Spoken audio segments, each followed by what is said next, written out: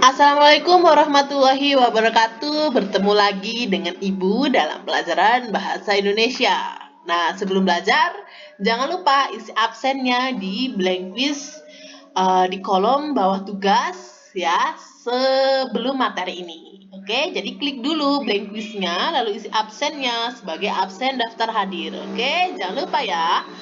Nah, kita akan belajar materi apa nih hari ini? Kita akan belajar yang namanya teks prosedur. Sebelum kita masuk ke materi, kita awali pembelajaran kita dengan membaca basmalah. Bismillahirrohmanirrohim. Oke, kita masuk ke materi kita. Apa itu teks prosedur? Sebelumnya, adakah di antara kalian yang pernah membuat sesuatu dengan beberapa langkah? Atau produk apa aja sih yang pernah kalian buat? Jika kalian sudah pernah mempraktekkan membuat sesuatu dengan beberapa langkah tahapan, berarti kalian sudah mempraktikkan yang namanya teks prosedur. Nah, tepuk tangan. Jadi apa sih prosedur itu? Sebenarnya kalau kita tanya apa itu prosedur, kita itu sudah sering melakukannya dalam kehidupan sehari-hari. Apa contohnya kita sering melakukannya dalam kehidupan sehari-hari? Misalnya, ketika kita membuat mie instan, atau ketika kita akan membuat kopi, ya. Dalam dua kemasan makanan ini, di belakangnya biasanya terdapat petunjuk atau cara untuk membuatnya. Nah, itu adalah prosedur. Prosedur adalah tahapan atau langkah-langkah yang harus kita ikuti dalam prosedur. Nah, jadi apa itu yang namanya teks prosedur? Kalau tadi prosedur ya, sekarang kita masuk ke pengertian teks prosedur. Nah, apa itu pengertian teks prosedur? Teks prosedur adalah teks yang berisi tentang langkah-langkah atau cara yang harus dilakukan agar suatu pekerjaan dapat dilakukan dengan baik. Itu adalah teks prosedur. Jadi di dalam teksnya ada beberapa langkah yang harus kita ikuti agar sebuah pekerjaan itu dapat dilaksanakan. Pekerjaan apa atau ya aktivitas apa? Aktivitasnya adalah sesuai dengan judulnya.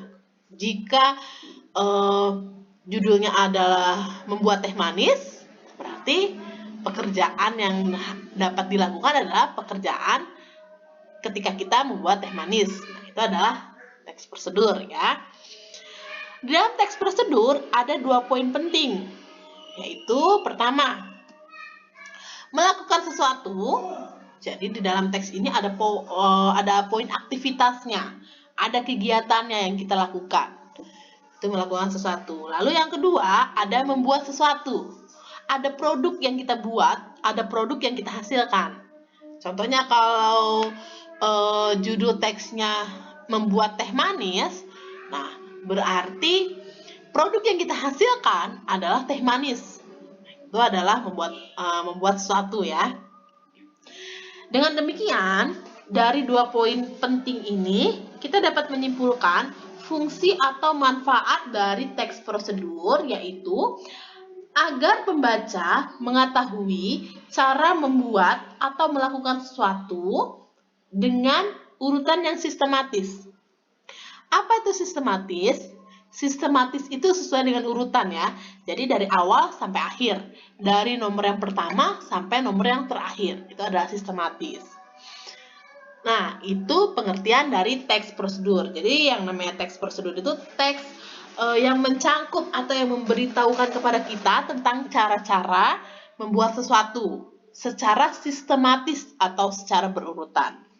Sudah mengerti ya tentang pengertian teks prosedur? Oke, kalau gitu kita lanjutkan ke materi selanjutnya, yaitu tentang struktur teks prosedur. Struktur teks prosedur itu ada 3. Pertama, ada tujuan. Yang kedua, ada langkah-langkah. Yang ketiga, ada penegasan ulang. Nah, kita masuk ke tujuan ya, atau bagian yang pertama. Apa itu tujuan? Nah, di bagian tujuan ini biasanya berisi hasil akhir yang akan dicapai ketika melakukan aktivitas dalam teks prosedur. Jadi hasil akhir yang akan dicapai ketika kalian melakukan aktivitas tersebut.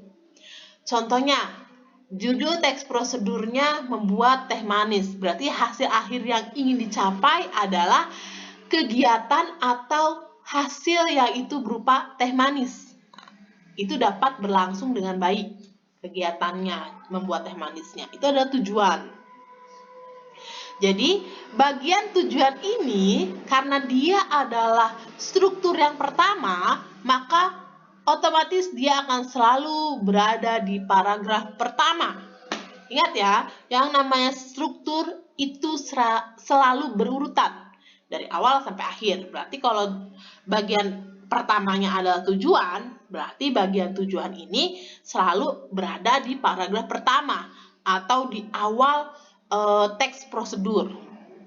Nah, jangan sampai tertukar atau tujuannya ada di akhir. Itu berarti salah ya. Struktur yang kedua adalah langkah-langkah. Di bagian langkah-langkah ini berisi tentang cara, kegiatan, atau aktivitas yang harus kita lakukan agar tujuan tercapai. Tujuan apa? Ya, tujuan yang tadi ada di bagian tujuan. Tujuannya apa? Tujuannya membuat teh manis. Nah, berarti langkah-langkah yang harus diikuti apa? Agar tujuan membuat teh manis itu dapat terlaksana. Nah, jadi itu adalah bagian langkah-langkah. Biasanya dalam bagian langkah-langkah karena dia karena dia itu nanti ada di bagian jenis-jenis teks prosedur ya. Ada yang teks yang memaparkan tentang cara membuat sesuatu, ada juga teks yang memaparkan tentang aktivitas. Kalau teks yang memaparkan tentang membuat sesuatu, biasanya pada bagian langkah-langkah ini sebelumnya disebutkan juga ada alat dan bahan. Nah, baru selanjutnya adalah langkah-langkah. Dan langkah-langkah ini diurutkan secara sistematis atau berurutan dari yang langkah pertama sampai langkah yang terakhir. Itu bagian langkah-langkah. Lalu bagian yang terakhir atau bagian yang ketiga adalah penegasan ulang. Penegasan ulang ini berisi tentang simpulan, penekanan, atau pernyataan kembali untuk meyakinkan pembaca. Dalam teks prosedur, bagian penegasan ulang ini bersifat opsional. Artinya, dia si penulis teks prosedur ini bisa memilih, opsional itu pilihan ya. Dia bisa memilih apakah dalam teks prosedur itu penegasan ulangnya mau ditulis. Jika ditulis berarti dia mencantumkannya ada dalam teks prosedur. Tapi jika dia menghilangkannya, nah berarti penegasan ulang ini tidak ada di teks prosedurnya. Jadi, jika kita membuat teks prosedur yang mencantumkan penegasan ulang, berarti struktur teks kita ada 3. Tujuan, langkah-langkah, dan penegasan ulang. Tapi jika kita tidak menuliskan penegasan ulang, berarti struktur teks prosedur kita hanya ada 2, yaitu tujuan dan langkah-langkah. Nah, bagaimana kalau misalkan kita tidak menuliskan penegasan ulang? Tidak masalah, karena ingat, yang namanya penegasan ulang, bagian penegasan ulang di teks prosedur, dia bersifat opsional.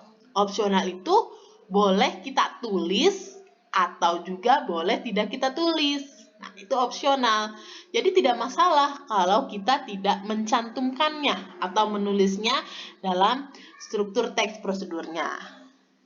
Nah, ini adalah materi tentang pengertian teks prosedur dan struktur teks prosedur. Materi selanjutnya tentang teks prosedur, yaitu ciri-ciri dan jenis-jenis teks prosedur, akan kita bahas di pertemuan selanjutnya. Sampai di sini. Mudah ya? Mengerti kan? materinya mudah, pasti materinya. Makanya jangan takut ya untuk belajar bahasa Indonesia. Oke, kalau misalnya ada pertanyaan atau sesuatu yang tidak mengerti, kalian boleh mencantumkannya di kolom komentar di bawah materi ini ya. Nanti akan kita bahas di kolom komentarnya. Kalau tidak ada, tidak usah ya, oke? Nah, untuk mengakhiri materi kita akhiri materi atau pembelajaran kita hari ini dengan mengucapkan kalimat hamdalah, alhamdulillahirabbil alamin. Nah, Ibu akhiri, sampai jumpa di pertemuan selanjutnya. Wassalamualaikum warahmatullahi wabarakatuh.